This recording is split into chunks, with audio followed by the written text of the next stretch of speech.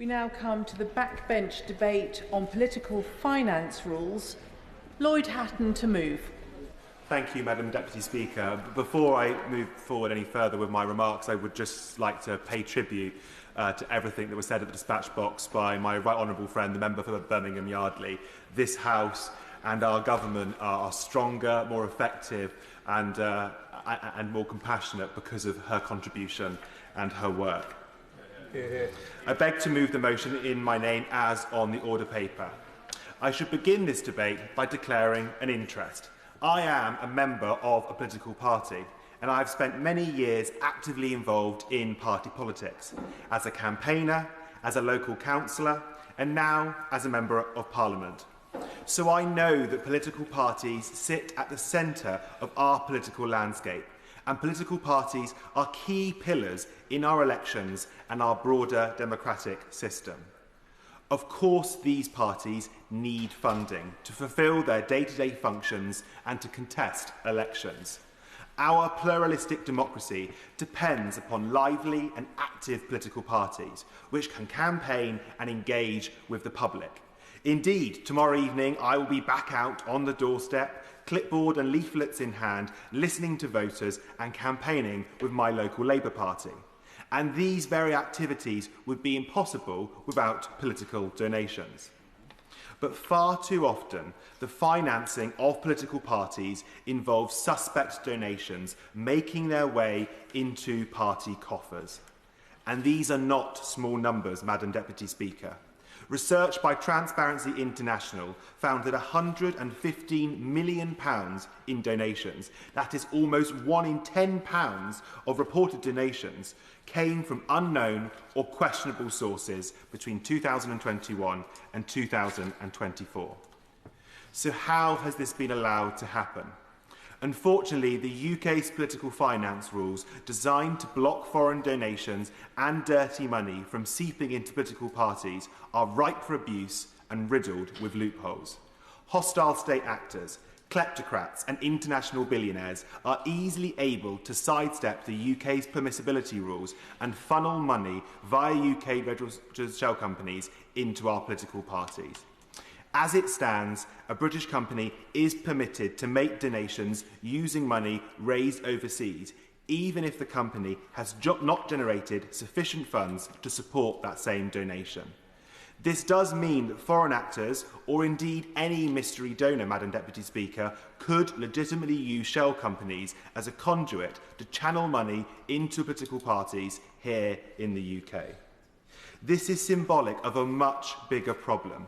It should not be this easy to pump money into British politics behind a layer of corporate secrecy. Donations such as this, which could come from anyone, anywhere, pose a significant threat to the security and integrity of our democratic system. Foreign interference in British democracy and elections are a direct attack on our sovereignty, our national interest, and our vital democratic institutions. And we have been warned about this problem for many years. A series of independent review bodies and the security services have sounded the alarm time and again. They have made clear that there are risks posed by opaque donations coming in from overseas. In 2020, a report by Parliament's Intelligence and Security Committee identified that multiple members of the Russian elite with links to Vladimir Putin had tried to donate or successfully donated to British political parties. Later, in 2022, MI5 warned that an alleged Chinese agent had sought to influence parliamentarians on behalf of the Chinese Communist Party. And again in 2023, concerns were raised in Parliament about the alleged links between the Chinese Communist Party and party fundraising. The then Minister of State for Policing noted correctly that all political parties need to be alert to the danger of representatives of hostile states seeking to infiltrate or influence their activities. I fear, Madam Deputy Speaker, that our unhealthy dependence on a handful of large donors also poses a real risk of undue influence and capture by narrow vested interests. We know that of the £85 million of private donations made in 2023 alone, 2/3 came from 19 mega donors, each giving well over £1 million. Just recently, one would-be mega donor dominated headlines for this very reason. Elon Musk, the richest man in the world and not a British citizen, was giving, and I quote, serious thought to donating millions of pounds to a British political party, that is, Reform UK. As a South African-born billionaire who lives in the United States, Elon Musk cannot legally make a personal donation to a British political party. But as we know, he could easily go through his UK subsidiaries from his various companies. Though these rumours have not yet come to pass, the risk that this poses to the integrity of our democracy cannot be understated. I repeat, it should not be this easy to pump money into British politics, especially from halfway across the world. Our democratic institutions and elections should never be the plaything of a billionaire who cannot even vote in a British election. And a UK-registered company should not be a convenient vehicle to allow them to make such a donation. Even the perception that our political parties are captured by those with deep pockets has a corrosive effect on public trust in politics and us as politicians. At a time when that trust is regretfully at a historically low level, we need to tackle this perception head-on and show that our politics is not for sale and cannot be unduly influenced. So how do we go about toughening up the rules? First, by closing the loopholes I have outlined once and for all, and ensuring that companies are only able to make donations from profits made in the UK in the last 2 years, and also by introducing a requirement for political parties to identify the true source of donors' funds. Second, we need to have a tough deterrent for those who break the rules. Because even if Elon Musk were to ever breach election law, why would he care? The maximum fine the Electoral Commission can impose is just £20,000. That's not even small change to the world's richest man. Unfortunately, the previous government only made matters worse when they stripped the Electoral Commission, tasked with regulating political finance, of its independence. And they further opened the floodgates to mega donations by drastically increasing spending limits during election periods by around 80%. Strengthening the rules around donations to political parties is a manifesto commitment for this new government. I know the government and ministers are committed to restoring trust and protecting British democracy. So I hope that ministers will act swiftly on this commitment and restore the Electoral Commission's independence and empower it to impose much larger fines. And the government should also look closely at capping donations and spending, perhaps in line with recommendations put forward by the Independent Committee on Standards in Public Life. Smart tweaks to existing regulations, such as increasing fining powers, lowering reporting thresholds and capping spending limits, do not require primary legislation. These changes could be enacted quickly, Madam Deputy Speaker, and still have a significant impact on cleaning up our politics and ensuring that our parties are all free from suspect donations. And finally, I sincerely hope that ministers will look closely at the role that shell companies play in allowing opaque donations to be made here in the UK, often originating from overseas. I am proud, Madam Deputy Speaker, that this Labour government was elected on a mandate to restore integrity in politics. As the Prime Minister rightly stated in his victory speech in the early hours, the fight for trust is the battle that defines our age. I wholeheartedly agree with the Prime Minister, and I look forward to hearing from the government and from honourable members here today on exactly how we can win this crucial battle.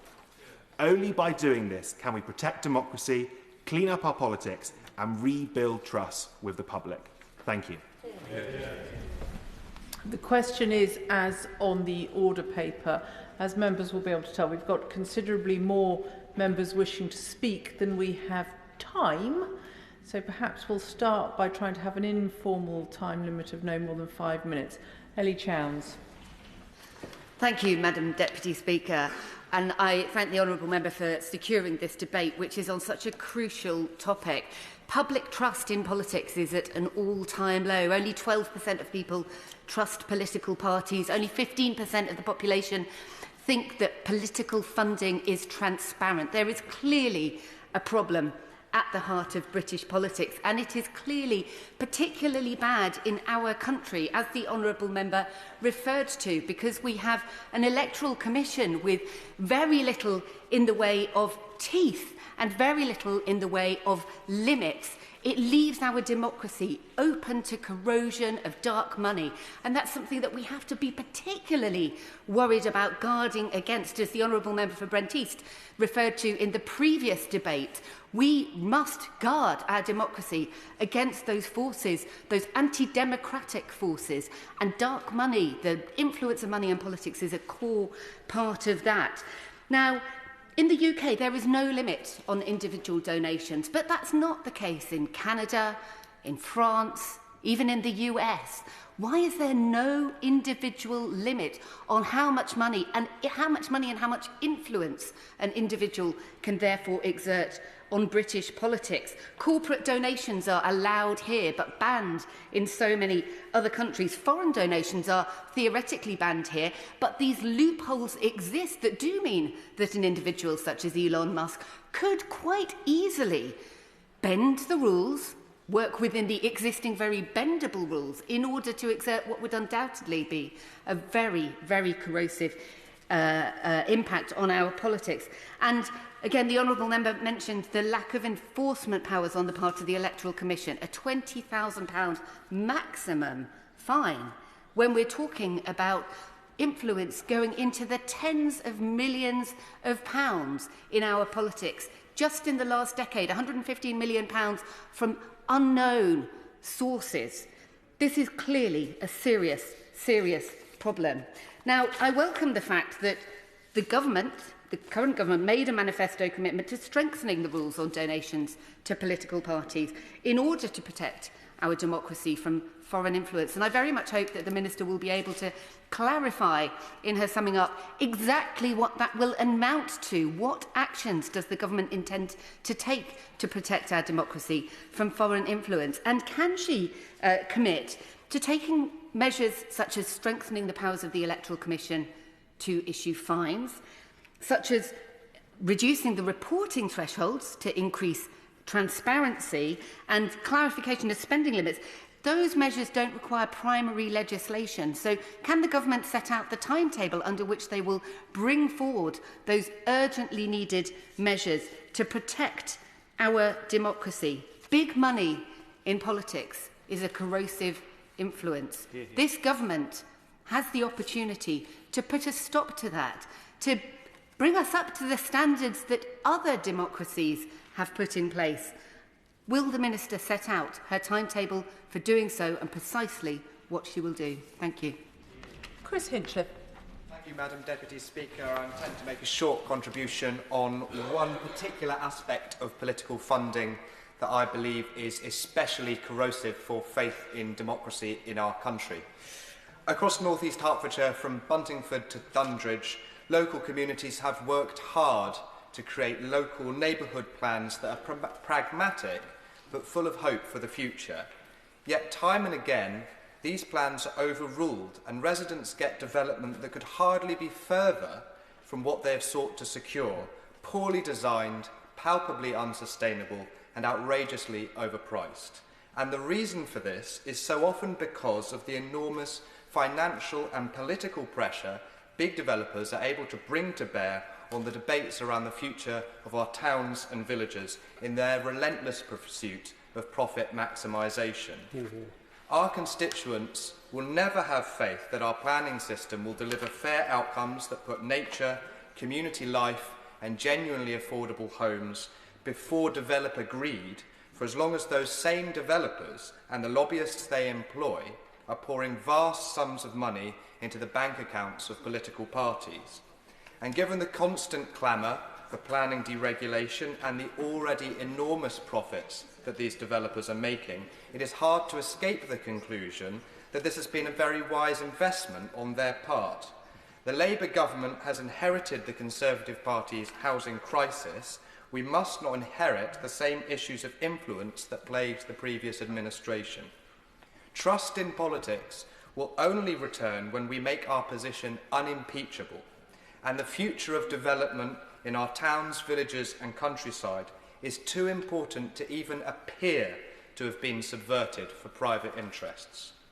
If we want the public to believe that the planning guidelines that we set nationally and locally will be fairly adhered to, then it is my contention that we must ban all political donations from developers, those who work for them and the lobbyists they employ.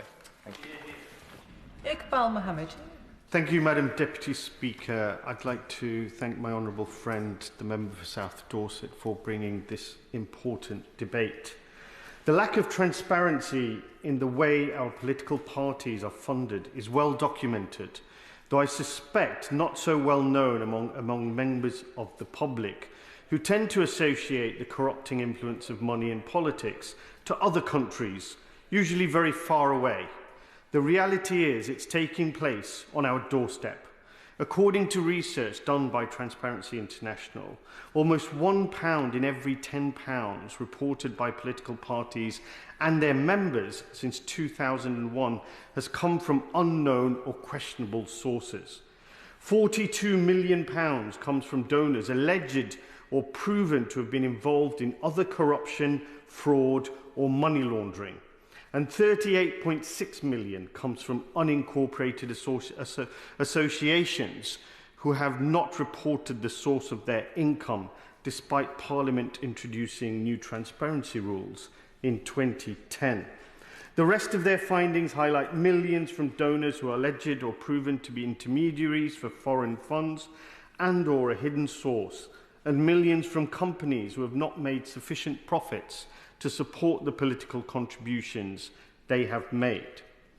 Other research has confirmed that the successive governments have invested trillions in the defence industry, with our new government also proposing to increase defence spending to 2.5% and then 3%.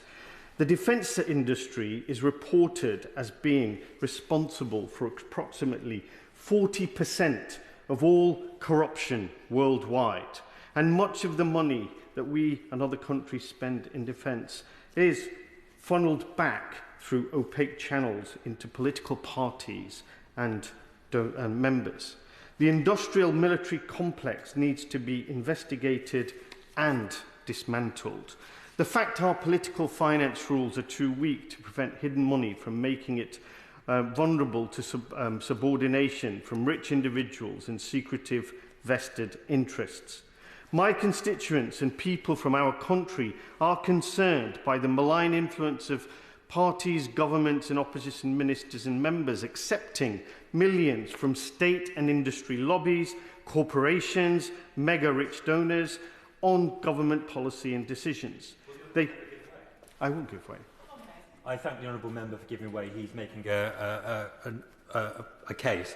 Would he agree with me that foreign money has no role in our democracy, and that one of the strongest ways in which we can clean up our politics and indeed strengthen our democracy is actually to make sure that the Electoral Commission has real teeth, that it has higher fining powers?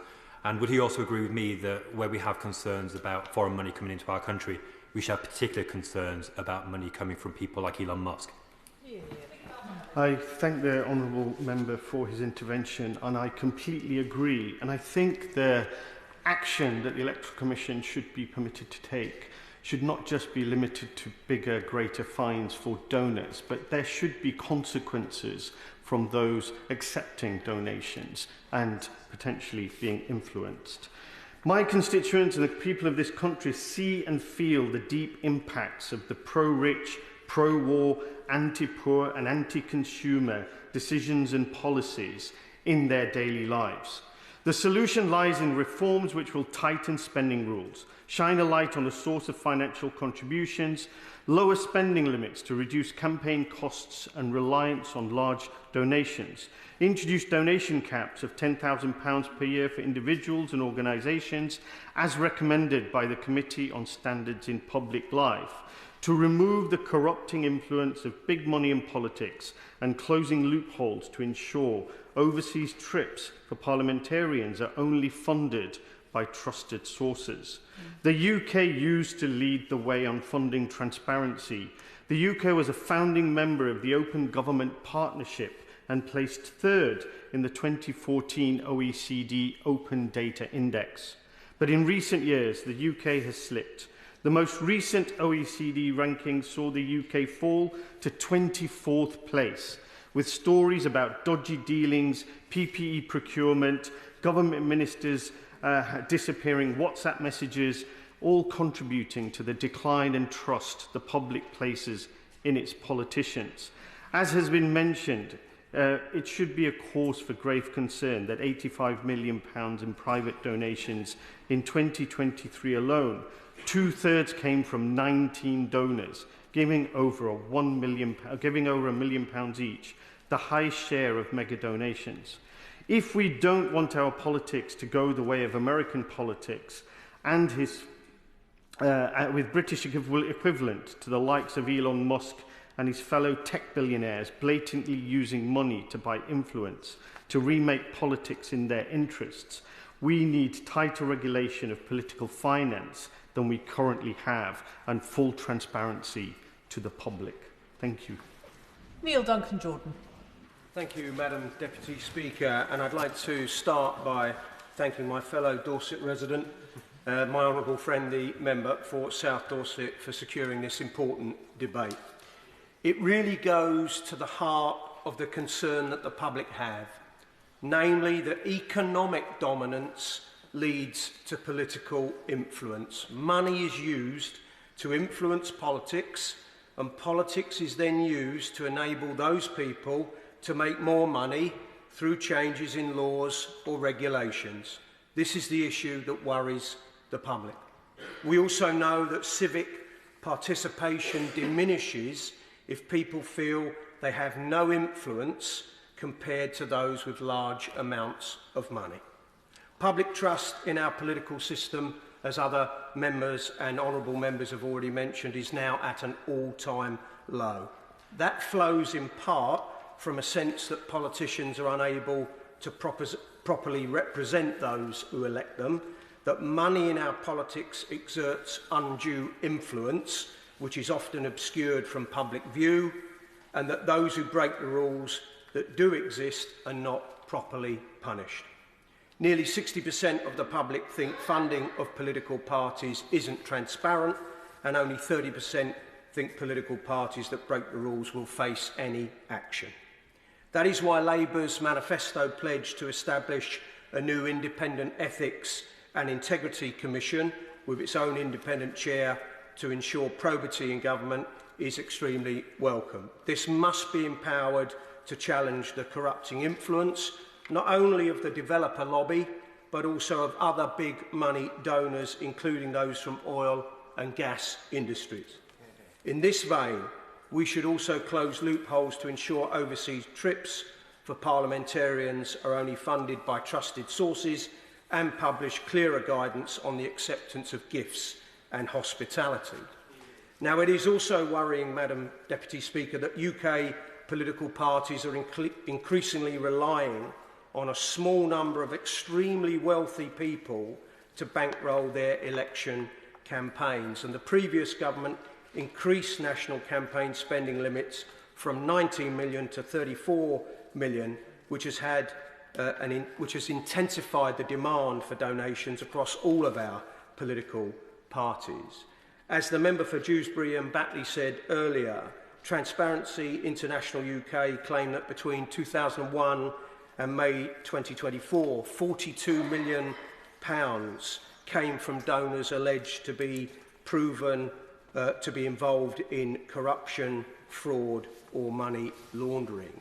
Political parties should therefore be required by law to identify the true source of funds as part of a risk-based approach to donations, and a donation from a company should not be allowed to exceed its net profits generated in the UK within the preceding 2 years.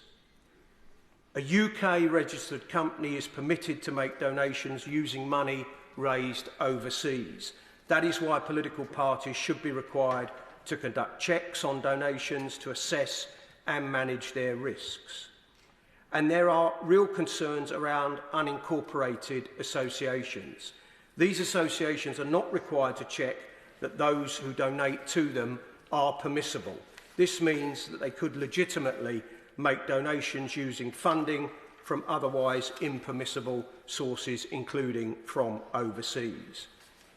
And as other members have said, the Electoral Commission should therefore be given powers to investigate candidates' compliance with the rules and to impose sanctions. And finally, banning companies that win public contracts from making political donations will end the potential conflict of interest this creates and the perception that political friends have received political favours. Paul Kohler. Thank you, Madam Deputy Speaker. May I first congratulate the Honourable Member for South Dorset for securing this debate, and the Backbench Business Committee for granting it. As the Prime Minister declared himself last year, and we see so graphically on the world stage now, the fight for trust will be the battle that defines our political era. It's clear that if we as MPs are going to achieve the changes that people need most in their lives, we need a functioning democracy. If those that we represent do not trust politicians to act in their best interest, we simply will not be an effective institution. But currently, this is simply not the case. Faith in politics and politicians, both in the UK and across the globe, is at an all-time low. In the UK, 76% of people have little to no trust in members from this House, up from 54% a decade ago. I note with no great relish that after years of a Conservative government more concerned with their own internal politics, the concerns for those around the country, this may not be surprising, but it should be a deep concern for us all. Rebuilding trust in politics is a goal, regardless of political colour or persuasion. I'm sure all members of the House can support, but it will not happen overnight. Research from the Electoral Commission shows that only 15% of people agree there's transparency over the money spent and received by parties and campaigners, down from over a third in 2011. We should be clear, political donations in themselves are not inherently wrong and are part of a vibrant democratic system. Individuals should be able to take part in the democratic process through political donations. Donations can help people further their goals and ideals that they believe in. Banning any donations would entrench power, leaving new or smaller parties unable to campaign against incumbents. It would work against many of our democratic principles. But it's also clear, whilst political donations are a good thing, we must have adequate transparency as to the source of that money. This is, however, currently not the case. The legal framework for the political finance system is now over 25 years old. And though it was explicitly intended to ban foreign donations to UK political parties, there are clearly many loopholes. There's no doubt that foreign nations have an interest in altering our politics. Dictators like Putin and Jinping have made it perfectly clear they do not believe in democracy and are willing to undermine our institutions. But our current system has loopholes built in that allow foreign interests to channel money to our politics to shape it in their interest. At present, a UK-registered company is permitted to make donations using money raised overseas. And as has been said previously, unincorporated associations can legitimately make donations using funding from otherwise impermissible donors. It is not just foreign donations that should cause concern. The sheer amount of money coming from a small number of extremely wealthy donors is also worrying. Of the £85 million in private donations in 2023 alone, 2/3 came from just 19 donors. Money helps direct the political winds, and having that money come from such a small number of powerful individuals risks bringing our democratic system into disrepute. We must also introduce a cap on donations. No matter how noble the intention, no individual should be able to donate excessively, as large donations can, at the very least, give the impression undue influence being exercised over our democracy. This would not only be a positive step in cleaning out politics, it would be popular too. A recent YouGov poll found that more than 2/3 of the British public support a limit on political donations. Personally, I also have concerns over the capacity of union barons to exercise what might also appear undue influence via the vast amounts accumulated via the political levy, which they can donate or withhold as they see fit. But I acknowledge the issue is a complex one. We are at a crucial juncture. It's in everyone's interest the government gets a proper handle on this issue. We cannot enter the next general election with so many questions left unanswered. Thank you. With a 4-minute time limit, Stella Creasy. Thank you, Madam Deputy Speaker. Like everybody in this chamber, I'm sure I draw everyone to my register of interests. It's one of those phrases we always hear, follow the money, as if there's somehow a crushing inevitability that money will determine the outcomes of all areas of life, whether personal or political. But now in our democracy, there is a clear and present danger that the loudest voices and largest wallets will dominate, and that the two are connected. Even in these difficult political climes, it is extraordinary to think that the existential threat to our country's democracy posed by the suggestion that Elon Musk could donate £100 million to any political party here hasn't caused a Cobra meeting to be called, because it is a national security threat. A foreign agent who is now part of the structures of a foreign state openly talking about interfering in our democracy, buying it, boasting about doing so, and not the only one. But I guess for many, the idea that politics is so infused with money is not a surprise. After all, we've been trying for over 160 years in this country to regulate foreign donations and indeed local donations. For avoidance of doubt, donating to a political party is a noble thing to do in your concerns and passions that you have. We have all sought donations in this chamber. We've also seen scandals through the years. After all, it started with David Lloyd George. We've had the Cash for Action, Cash for Answers. We've had PPE. Transparency International have drawn our attention time and time again to the current data on this. And that's before you even get to Taylor Swift, because she's right. It is me, you, I. We are the problem as politicians because we haven't regulated this, even though we have seen these problems time and time again. In the short time available to me, I want to make a plea to the Minister, though, to make sure that she is looking at the impact at a local level. Because actually, when we're seeing money channeled through unincorporated associations, many of us will have seen in our communities and our constituencies the impact of that, and frankly, the failures of the CPS and the police to intervene. In America, a 527 group is created primarily to influence the selection, nomination, election or appointment of candidates at a local level. Many of us now have third-party organisations active in our local communities trying to cause disinformation to disrupt our local democracy. People would say, in my constituency, what's the problem? There's a substantial majority. But given that 1 in 5 MPs now have a majority of less than 5%, these kinds of activities, the fake leaflets, the third-party adverts on Facebook, could be critical to the outcome of local and indeed national elections. We have charity gagging laws, but we do nothing to deal with the businesses that are behind this and are funding these activities. And it's a grave irony to me that many of us came yesterday to defend aid as part of national security work, because part of our aid budget goes on tackling disinformation and disruption in democracies in other countries. We're not doing anything about it happening at a local level. Just the other week, The Guardian reported that there is a network of Telegram channels with Russian links encouraging UK residents to commit violent acts on mosques and offering cryptocurrency in return. It's also online in terms of the activities that are happening. We've all seen it. The online is now the offline threat and vice versa. But we saw it with Cambridge Analytica and nobody really acted then. Members here are right about the scale of the challenge in terms of the fines that are happening and the actual regulations. But we need to do something about the fact that at a local level, much more pressure can be brought to bear on MPs because the results are much closer. This is not some Netflix drama. This is the state of British democracy at the moment.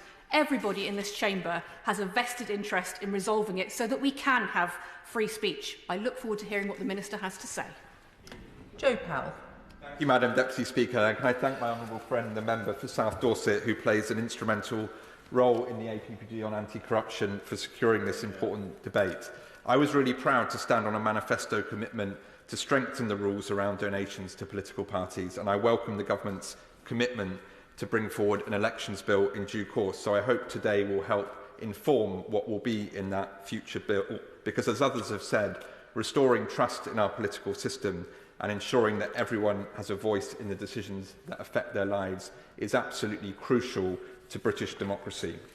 And we know from evidence internationally the risk of allowing ever-increasing amounts of money to dominate politics. I lived in Washington, D.C. for almost 10 years, and I saw firsthand the impact of that system, including now the world's richest man spending $250 million to bankroll the last election. And when billionaires and corporate interests drown out the voices of everyone else, we should not be surprised that people lose faith in democracy working for them.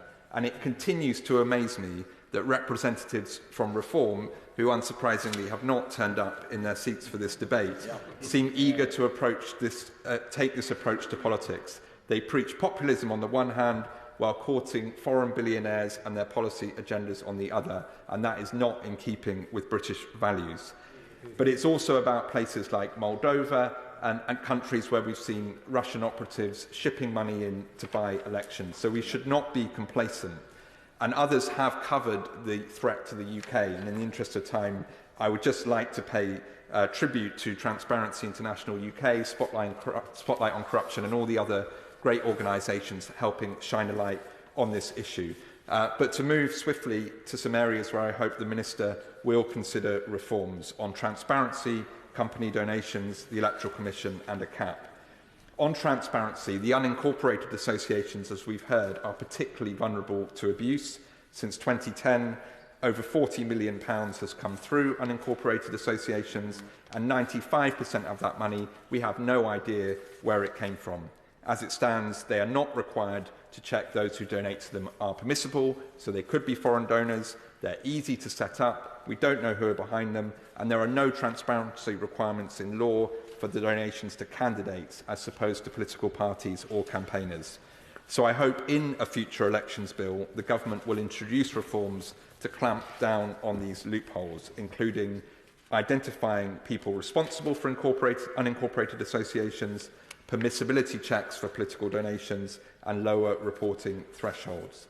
On company donations, we've heard already they're a big point, and I fully endorse the proposals my honourable friend from South Dorset made on that issue.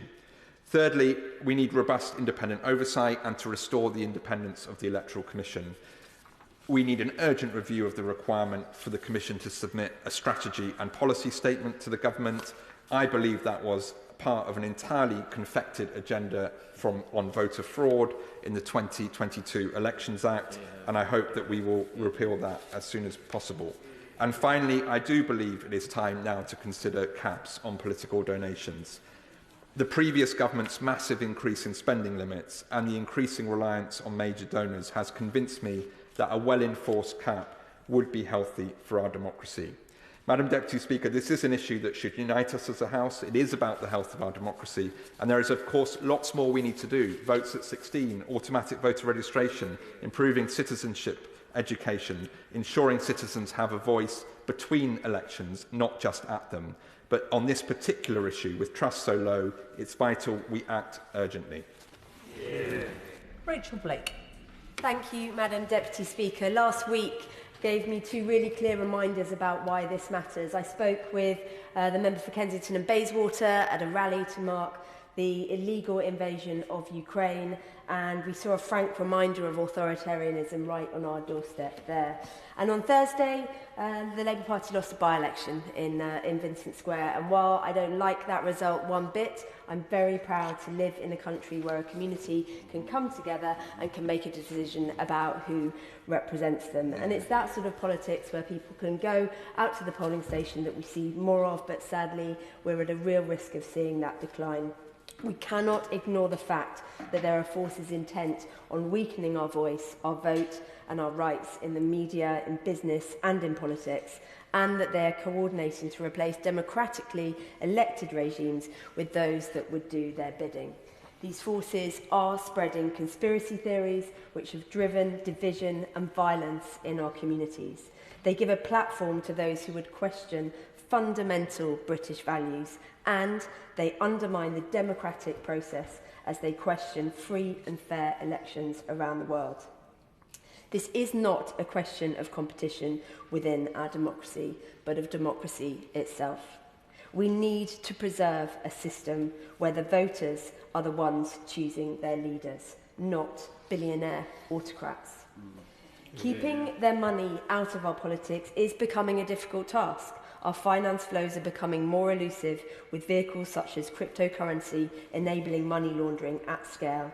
And our politics has a growing demand for more cash, with ever-growing competition for voters' attention. What member here hasn't had to struggle with an inscrutable doorbell or ring doorbell or security gate?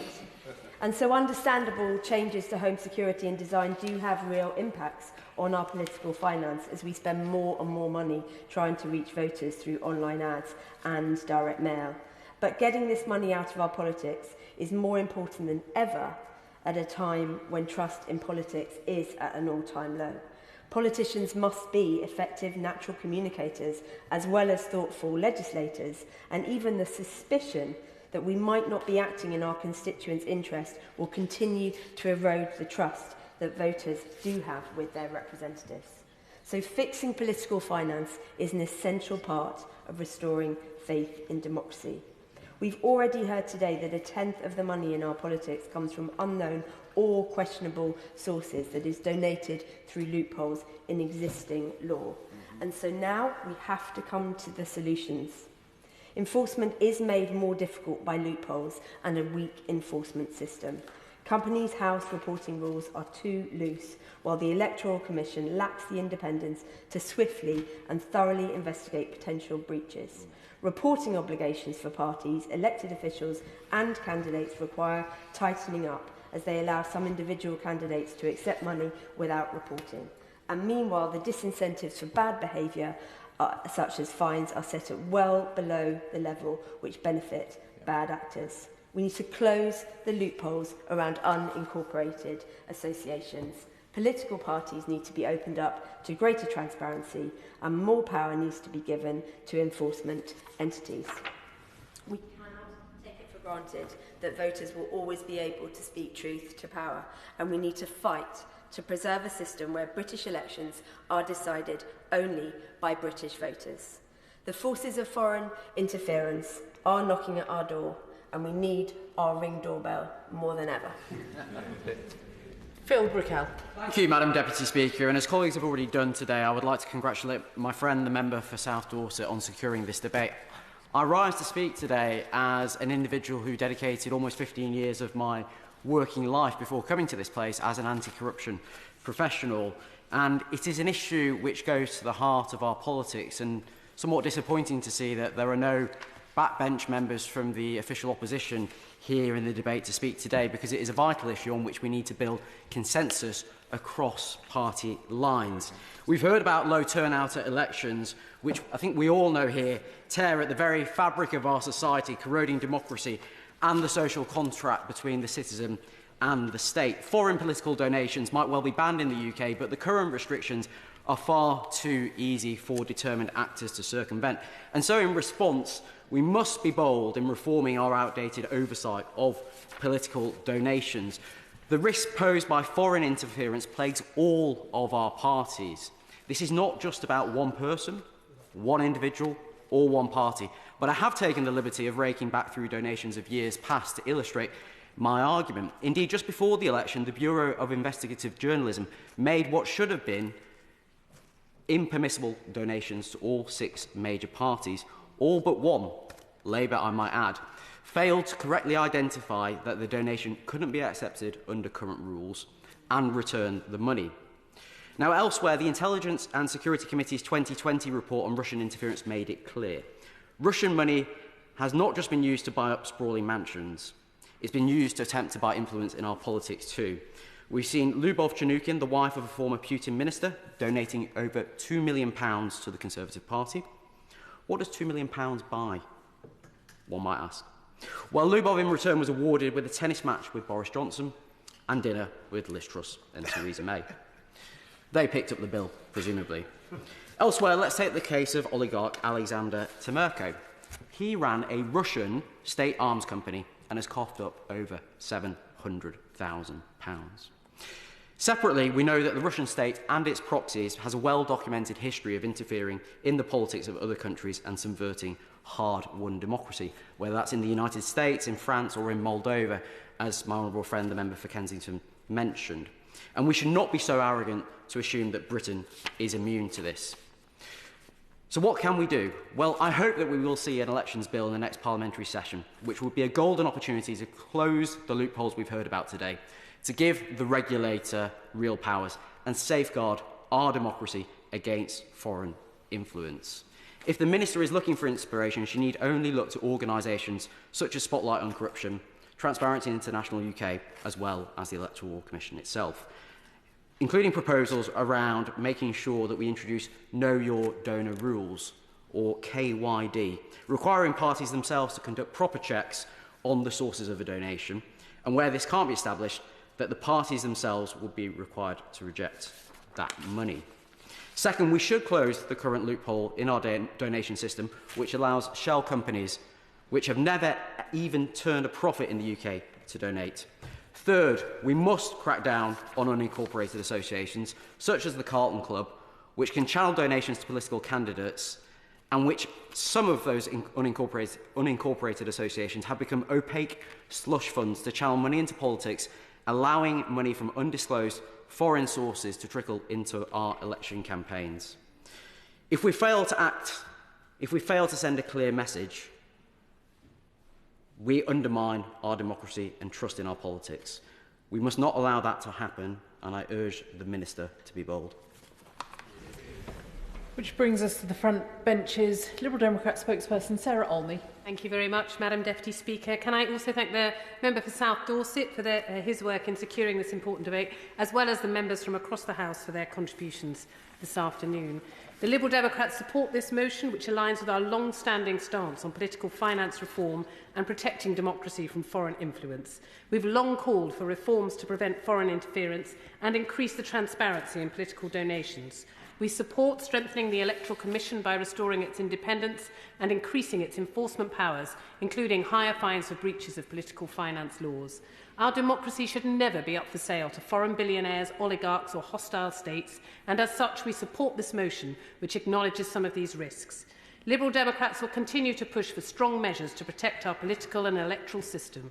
We want to take big money out of politics by capping donations to political parties, and I'm proud that my honourable friend and party colleague, the member for Stratford-upon-Avon, has a bill which he has presented in this House to do just that. And we want to enhance regulatory powers to protect British democracy from the unprecedented threat posed by foreign interference and attacks on our democracy. Liberal Democrats will make protecting our democracy a national security priority. We're seeing record levels of disillusionment with the political process, with citizens becoming increasingly disengaged. Research from the Electoral Commission highlights a significant drop in the rate of public confidence in political finance transparency, falling from 37% in 2011 to about 15% today. They've also recently pointed out the threat of foreign influence on social media, highlighting the rise in misinformation and artificial intelligence deepfakes in the run-up to the general election in July last year, as well as new issues arising from the changes to fact-checking on popular websites. Public trust in our electoral process was not helped by the disastrous record of the former Conservative government. It wasn't just their successive sleaze scandals which created a crisis of democracy in this country, nor their exorbitant voter ID scheme which disproportionately disenfranchises the young and those from ethnic minority communities. But their shameful decision to weaken the independence of the Electoral Commission is one which will go down in ignominy. If we are to strengthen our democratic safeguards and correspondingly strengthen public trust in our democracy, that has to start with empowering the Electoral Commission. And that's why we need to reverse the Conservatives' changes. We want to strengthen the Electoral Commission by repealing the government's power to designate a strategy and policy statement for the Commission. The former Conservative government also failed to take the threat posed by Russia seriously. They were content to allow Russian money to flood into the UK, and they were also content to allow Russian money to flow into the coffers of their own party. And the manner in which Boris Johnson let the Russia report sit on his desk was shocking. When that report was finally published, it laid bare the extent to which Russia is a threat, including to our democratic institutions. The report said the UK is clearly a target for Russia's disinformation campaigns and political influence operations and must therefore equip itself to counter such efforts. It called Russian influence in the UK the new normal and said that the government had underestimated the response required to the Russian threat. We continue to call for the full publication of the unredacted report. The Russian government has been accused of orchestrating a widespread campaign of interference and disinformation that seeks to undermine the global order. In September 2024, the heads of MI6 and the CIA jointly warned that the international order is under threat in a way not seen since the end of the Cold War, accusing Russia of a reckless campaign of sabotage across Europe. So I hope the Minister shares my concern that this week the United States Defence Secretary Hegseth has announced the stepping back of US counter-cyber measures against Russia.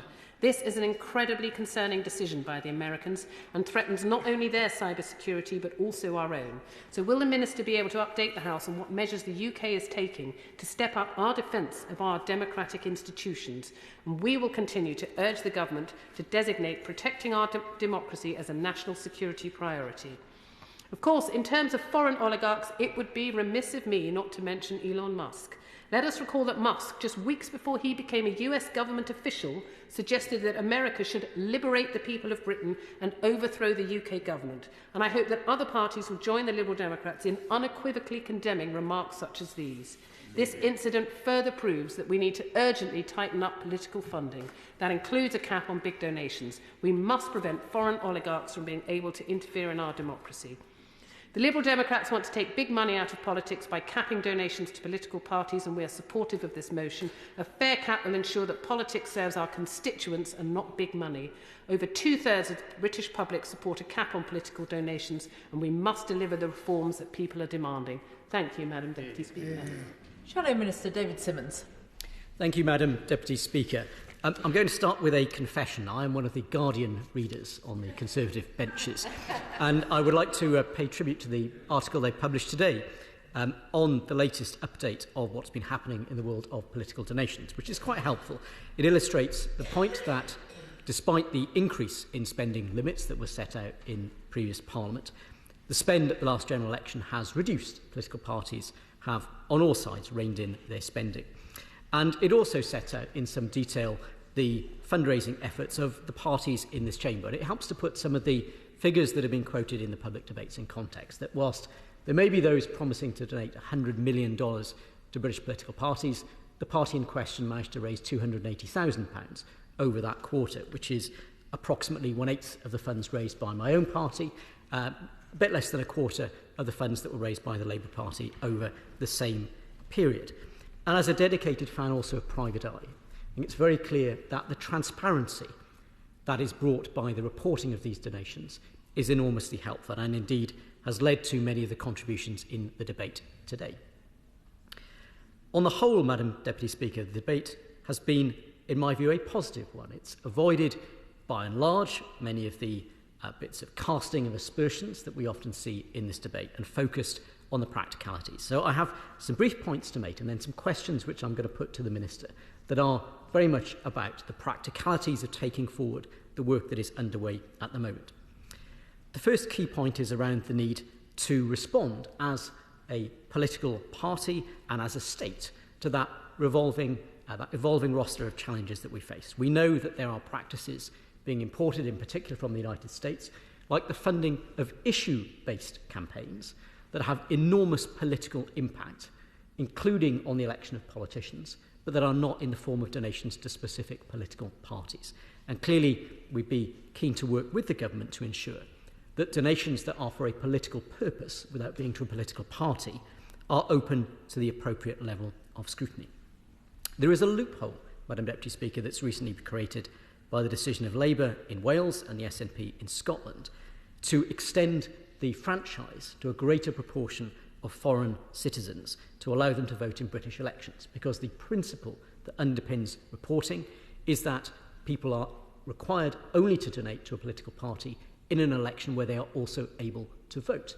And the fact that two areas of our country have different rules on that enables, of course, those people to donate to those parties because the political parties that operate there are nationally. And that is a loophole and an issue which I hope the government will be addressing. And of course, political finance is not just in the form of donation to political parties, it's also seen in the lobbying that a number of members have been referring to, the trips, the research input. And we know in the last Parliament the lobbying scandal that revolved around a Chinese spy donating around £700,000 to Labour Party organisations is also reflected in the challenge that's come from this side of the chamber around the position of the government in respect of the Chinese embassy. And whilst the government may feel it is a legitimate foreign policy objective that they set out to cosy up to China, it's also a view expressed by many members cross-party that the influence of China also in British politics is a significant concern. So let me put some questions to the Minister. The first is why the government has chosen to abandon the commitment made by Parliament in the last government, in the National Security Bill, to enhance the powers so that regulators, law enforcement and security services could share information with political parties. A process that would have specifically helped to avoid the kind of situation with Labour's Chinese spy problem by enabling parties to be more informed about who individuals were who were coming forward. Will the government take steps to close that loophole created by the Labour Welsh Government and the SNP Scottish Government, which allowed for the first time Russian, Chinese, Iranian citizens resident in those countries to donate to UK-wide politicians and political parties? I'd like to ask the Minister why she's chosen not to include China in the enhanced tier of the Foreign Interest Registration Scheme. And whilst we recognise the point that the government is pursuing greater trade with China, which is a legitimate political expectation, is that not a green light to the Chinese Communist Party to enhance the degree of influence they seek to transact in British politics? I'd like to ask the Minister, does the government accept that UK politicians themselves are low risk? Whilst it is important that we are here having this debate, seeking the highest possible standards, we need to make sure that the gold plating that we saw in the past of the politically exposed persons rules, the PESPO rules, which saw parliamentarians on all sides of the chamber being deprived of access to basic financial services, does the Minister think that we need to remove the risk of genuine, legitimate UK politicians being debanked because of their political views? And finally, and perhaps most importantly, in the context of the need to maintain consensus, Madam Deputy Speaker, I'd like to ask the Minister why the government is failing to consult the political parties on its plans for changes to political finance law, contrary to the precedent set by past administrations of all parties. Does she accept the long-standing convention that the government of the day does not unilaterally seek to impose measures affecting political finance for their own partisan advantage? So will she undertake that there will be discussions with the parliamentary parties panel, that there will be formal consultation with the parties? Will there be discussions through the so-called usual channels or Privy Council terms, so that we can ensure that in a context where we know our electoral law is complex and for good reason to protect the integrity of our democracy, that we can also retain the cross-party confidence that those rules are not being used by the government in pursuit of its own political advantage? Minister Rushanara Ali. Thank you, Madam Deputy Speaker. I want to start off by thanking my honourable friend, the member for South Dorset, for opening this debate and congratulate the Backbench Committee and the key members of that committee for securing this debate. I'm extremely grateful to honourable members for the insights and the excellent contributions they've made, all of which are incredibly valuable as we make progress on this really important agenda. I've heard real passion and conviction today in the speeches. It's clear in the powerful speeches we've heard in defence of our democracy and our desire to protect it from those who would distort it and disrupt it. The UK's democratic system has evolved over time to create a stable and adaptable political ecosystem with strong institutions that are rightly held as exemplars the world over. We can be proud of our historic commitments to the expanding of democratic rights, making our system more representative and inclusive. But we must not be complacent. Democracy is hard-won and fragile. The price of our democracy is eternal vigilance, and nowhere is this truer than campaign finance and political funding. This government is committed to strengthening our democracy and ensuring full participation in our elections. We will be setting out the government's approach to elections and electoral reform for this Parliament in a published document before the summer recess. Effective regulation of political finance is crucial for maintaining public trust in our electoral systems. Points well made today in the speeches made by honourable members. The UK has a strong political finance framework which makes it clear that only those with a legitimate interest in UK elections can make political donations. Foreign money has no place in the UK's political system, which is why the law is clear that foreign donations are not permitted, with the exception of donations from certain Irish sources to Northern Ireland political parties. This recognises the special place in Ireland in the political life and culture of Northern Ireland and is consistent with the principles set out in the Belfast Good Friday Agreement. Accepting or facilitating an illegitimate foreign donation is rightly a criminal offence. Political parties are required by law to take reasonable steps to verify the identity of a donor and whether they are permissible. And there are rules which safeguard against impermissible donations through the back door.